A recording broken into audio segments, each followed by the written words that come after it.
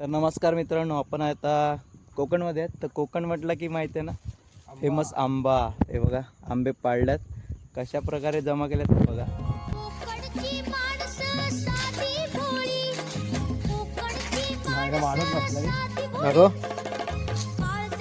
नको चांगला भेटला.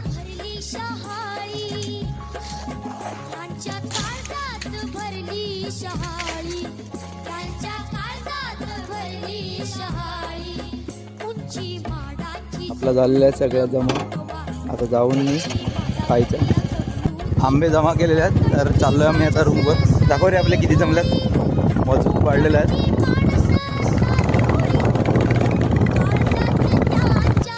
मस्त आता दोन मीठ मसाला तर आणलाय. कुठे ठेवलाय रे? बाहेर ठेवलाय भाई.